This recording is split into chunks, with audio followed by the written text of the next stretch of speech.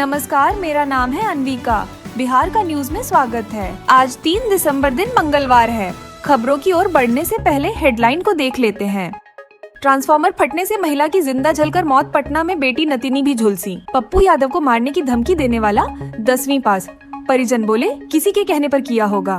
CHO परीक्षा में 100 crore days कमाने का था टारगेट। 5-5 लाख में हुई थी डील। सदर अस्पताल में टॉर्च की रोशनी में मरीज का इलाज। यात्रा के जरिए बिहार में जंगलराज नहीं ला सकते तेजस्वी और डिप्टी CM विजय सिन्हा ने नेता प्रतिपक्ष पर साधा निशाना। चलिए अब बढ़ते हैं टॉप 18 खबरों की ओर। CHO कम्युनिटी हेल्थ ऑफिसर परीक्षा में बड़े पैमाने पर फर्जीवाड़े की योजना बनाई गई थी, जिसमें लगभग 8 से 100 करोड़ कमाने का लक्ष्य रखा गया था। जांच में सामने आया कि प्रत्येक अभ्यर्थी से Rs 5 लाख की डील हुई थी, जिसमें से Rs 25,000 Rs 50,000 टोकन मनी के रूप में लिए गए थे। परीक्षा केंद्रों पर अभ्यर्थियों को केवल माउस चलाने के लिए रखा गया था, जबकि असली उत्तर एक सॉल्वर रिमोट से दे रहा था। इस घोटाले के लिए 12 परीक्षा केंद्र बनाए गए थे। प्रश्न पत्र लीक होने के बाद परीक्षा रद्द कर दी गई और मुख्य माफिया समेत कुछ संदिग्ध गिरफ्तार किए गए हैं। EOU आर्थिक अपराध इकाई ने जांच कर कई सबूत इकट्ठा किए हैं और दोषियों के खिलाफ सख्त कार्रवाई की जाएगी। बिहार के ग्रामीण कार्य मंत्री अशोक चौधरी ने मीडिया पर आरोप लगाया कि वे TRP के लिए खबरों में मिर्च मसाला लगाते हैं। उन्होंने आनंद मोहन और चिराग पासवान के बीच कथित विवाद को बेबुनियाद बताया और कहा कि मीडिया इस मामले को अनावश्यक रूप से तूल दे रही है। चौधरी के अनुसार दोनों नेता समझदारी से एक दूसरे के साथ हैं और मीडिया को इस तरह की कहानियों को बढ़ावा नहीं देना चाहिए। उन्होंने कहा कि 24 घंटे की न्यूज कवरेज के दबाव में मीडिया ऐसी खबरें गढ़ती है। पूर्णिया के सांसद पप्पू यादव को जान से मारने की धमकी देने के मामले में एक आरोपी का खुलासा हुआ है, जो उनका पुराना कार्यकर्ता निकला। आरोपी रामबाबू राय ने बताया कि उसने यह वीडियो पप्पू यादव के करीबी समर्थकों के इशारे पर बनाया था। जांच में पता चला कि आरोपी को सांसद को Z कैटेगरी की सुरक्षा दिलवाने के लिए ऐसा करने पर 2 लाख रुपए का ऑफर दिया गया था, जिसमें 2000 एडवांस दिए गए थे। आरोपी ने पप्पू यादव की पुरानी पार्टी जनाधिकार का सदस्य होने की बात भी स्वीकार की। पुलिस ने धमकी भरे वीडियो बरामद कर लिए हैं और मामले की जाँच जारी है। पूर्णिया सांसद पप्पू यादव को धमकी देने वाले आरोपी रामबाबू राय के परिवार ने उसका बचाव किया है। रामबाबू, जो केवल 10वीं तक पढ़ा है, के परिजनों का कहना है कि वह गलत संगत में पढ़कर भटक गया है। उसकी मां गीता देवी ने बताया कि उन्होंने उसे कई बार समझाया, लेकिन वह दूसरों के प्रभाव में आ गया। परिवार सांसद पप्पू यादव से मिलकर माफी मांगना और अपने बेटे की बेगुनाही साबित करने का प्रयास करना चाहता है। दादा और अन्य परिजनों ने भी रामबाबू के आपराधिक इतिहास से इनकार किया और इसे दोस्तों के गलत मार्गदर्शन का नतीजा बताया। पटना में एक ट्रांसफार्मर फटने से दर्दनाक हादसा हुआ, जिसमें एक महिला की लपटों में घिरकर मौत हो गई, जबकि उसकी बेटी और नतिनी झुलस गईं। प्रत्यक्षदर्शियों ने बताया कि धमाका तेज था और महिला को बचाना संभव नहीं हो पाया। घटना से इलाके में दहशत फैल गई और लोग घबरा कर घरों से बाहर निकल आए। सूचना मिलते ही पुलिस और स्वास्थ्य विभाग की टीम मौके पर पहुंची और घायलों को अस्पताल पहुंचाया। अधिकारी ट्रांसफार्मर फटने के कारणों की जांच कर रहे हैं। इस घटना ने स्थानीय निवासियों में सुरक्षा को लेकर चिंता बढ़ा दी है। पूर्णिया में एक बंद घर से Rs लाख की चोरी हो गई, जब परिवार शादी समारोह में भाग लेने वैशाली गया हुआ था। चोरों ने घर में घुसकर Rs 90,000 नकद, Rs 5 लाख के जेवरात, महंगे कपड़े और बर्तन चुरा ली। गृह स्वामी दिलीप दवे ने घर लौटने पर ताला टूटा पाया और घर का सामान बिखरा हुआ मिला। सूचना मिलते ही पुलिस मौके पर पहुंची और जांच शुरू कर दी। पुलिस CCTV फुटेज की जांच कर रही है। इस घटना से स्थानीय लोगों में सुरक्षा को लेकर चिंता बढ़ गई है। पटना में मेधा दिवस के अवसर पर बिहार बोर्ड के टॉपर्स को सम्मानित करने के लिए एक भव्य समारोह आयोजित किया गया। कार्यक्रम डॉ. राजेंद्र प्रसाद के जन्मदिन पर आयोजित हुआ, जिसमें इंटर और मैट्रिक परीक्षा के टॉपर्स को 1-1 लाख रुपए, मेडल और लैपटॉप दिए गए। इस अवसर पर शिक्षा मंत्री ने छात्रों को संबोधित किया और शिक्षा के महत्व पर जोर दिया। 10 जिलों के जिलाधिकारियों को भी बोर्ड परीक्षा के उत्कृष्ट आयोजन में उनके योगदान के लिए सम्मानित किया गया। इस कार्यक्रम ने टॉपर्स को गर्व और अन्य विद्यार्थियों को प्रेरणा प्रदान की। मधेपुरा में रवि यादव नामक 28 वर्षीय युवक की हत्या कर दी गई, जिसमें उसे चेहरे, पेट, सीने और हाथ में 10 गोलियां मारी गईं। घटना तब हुई जब वह अपनी बहन को ससुराल छोड़कर लौट रहा था।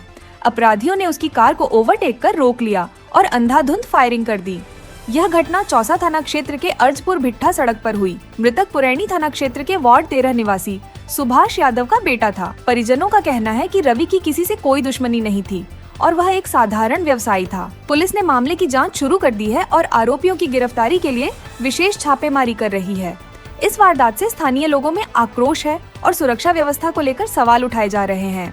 रोहतास के करगहर थाना क्षेत्र के बभन बरेहटा गांव में भाइयों के बीच जमीन विवाद को लेकर हिंसक झड़प हुई। जिसमें हथियारों का इस्तेमाल हुआ। पुलिस ने मौके से एक राइफल, 2 देसी कट्टे और 13 जिंदा कारतूस बरामद कर 3 आरोपियों सिद्धार्थ और रंजीत सहित को गिरफ्तार कर लिया है। झगड़ा इतना बढ़ गया कि जानलेवा हमले की नौबत आ गई और ग्रामीणों ने पुलिस को सूचना दी। पुलिस ने मौके पर पहुंचकर हथियार जब्त किए और मामले की जांच शुरू कर दी है। इस घटना से इलाके में सुरक्षा को लेकर चिंता बढ़ गई है और स्थानीय लोगों ने प्रशासन से सख्त कार्रवाई की मांग की है। बिहार के डिप्टी सीएम विजय सिन्हा ने तेजस्वी यादव पर निशाना साधते हुए कहा है कि यात्रा के माध्यम से बिहार में जंगल राज नहीं लाया जा सकता। उन्होंने स्पष्ट किया कि बिहार के लोग अब विकास की दिशा में आगे बढ़ रहे हैं और वे सिर्फ राजनीतिक नारों में भरोसा नहीं रखते। विजय सिन्हा ने कहा कि तेजस्वी यादव की राजनीति अब महत्व खो चुकी है और जनता उनके दावे और वादों से प्रभावित नहीं हो रही है।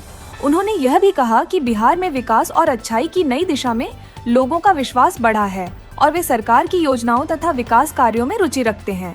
डिप्टी सीएम ने यह स्पष्ट किया कि राज्य सरकार विकास और सुधार के लिए कार्यरत है और यह बिहार को नई ऊंचाइयों पर ले जाने का प्रयास कर रही है। उन्होंने आगे कहा कि किसी भी राजनीतिक दल की यात्रा से अस्थिरता नहीं लाई जा सकती, बल्कि लोगों की उम्मीदें और आकांक्षाएं विकास पर निर्भर करती हैं। सदर अस्पताल में हाल ही में बिजली की कमी के कारण मरीजों का इलाज टॉर्च की रोशनी में किया गया। यह समस्या तब उत्पन्न हुई जब अस्पताल का जनरेटर पावर कट के दौरान ठीक से काम नहीं किया, जिससे अस्पताल में चिकित्सा सेवाएं प्रभावित हुईं। भाजपा नेता भास्कर सिंह और समाजसेवी विप्लव सिंह ने इस घटना को अस्पताल प्रशासन की विफलता करार दिया और सदर विधायक से इस मुद्दे पर ध्यान देने की अपील की।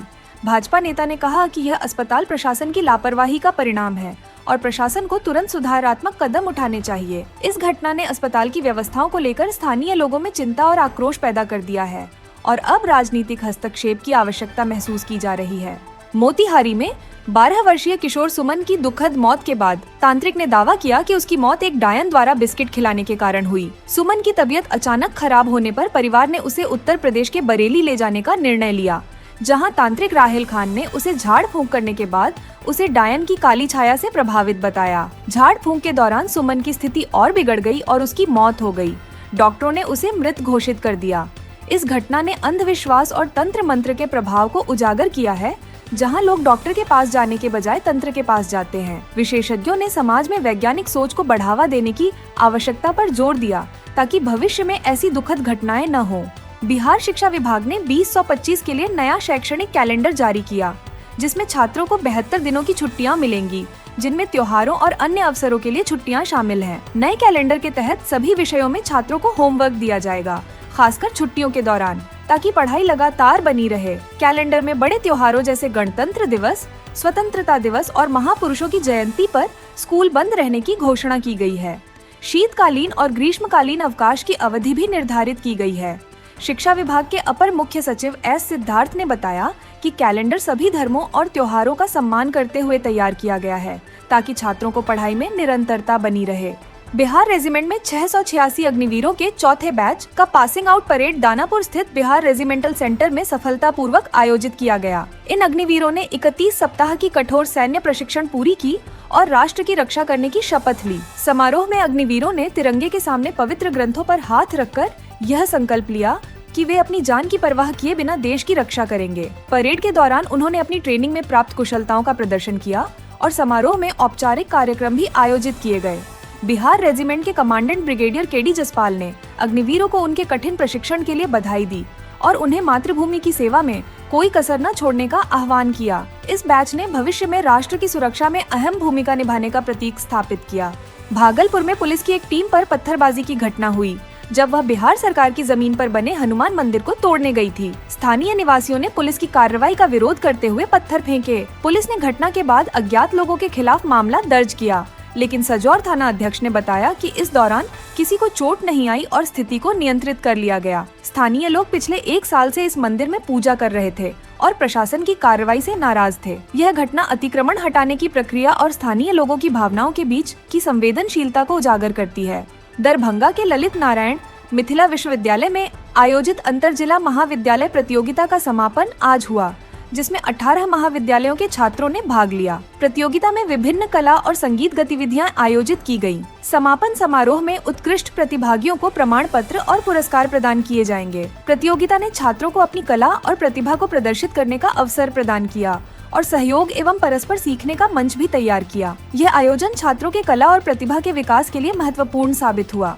26 वर्षीय IPS हर्षवर्धन की सड़क दुर्घटना में मौत हो गई, जब उनकी सरकारी कार का टायर फट गया। हर्षवर्धन के चाचा भूषण सिंह ने इस घटना को संदिग्ध बताते हुए सवाल उठाया कि टायर कैसे फटा। हर्षवर्धन के पिता ने उन्हें मुखाग्नि दी और परिवार में इस दुखद घटना के कारण शोक की लहर है। हर्षवर्धन हाल ही में IPS बने थे और कर्नाटक में अपनी पहली पोस्टिंग के लिए जा रहे थे। परिजनों ने सरकार से इस घटना की गहन जांच की मांग की है, ताकि इस अजीब परिस्थिति का स्पष्ट कारण पता चल सके। बिहार में हाल ही में हुए विस उपचुनाव के परिणामों पर चिराग पासवान ने कहा कि ये परिणाम 2025 के चुनावों के लिए एक स्पष्ट समीकरण प्रस्तुत करते हैं। चिराग ने उपचुनाव के नतीजों को NDA के प्रति लोगों के बढ़ते विश्वास का संकेत बताया। उन्होंने कहा कि विपक्ष के बड़े दावों और वादों के बावजूद जनता ने NDA पर भरोसा जताया है, जो आगामी चुनावों के लिए सकारात्मक संकेत है। चिराग ने यह भी कहा कि उनके गठबंधन के उम्मीदवारों ने अच्छा प्रदर्शन किया, जो दर्शाता है कि लोग विकास और स्थिरता की दिशा में सोच रहे हैं। यह बयान बिहार की राजनीति में महत्वपूर्ण भूमिका निभा सकता है और चिराग ने NDA के सभी समर्थकों को धन्यवाद देते हुए भविष्य में और सफलता की उम्मीद जताई। खबरों का सिलसिला यहीं तक। बिहार की तमाम खबरों की जानकारी के लिए हमारे चैनल को सब्सक्राइब कर लें, जिससे हमारे न्यूज़ की नोटिफिकेशन आपको पता चल जाए। धन्यवाद। जय हिंद, जय भारत, जय बिहार।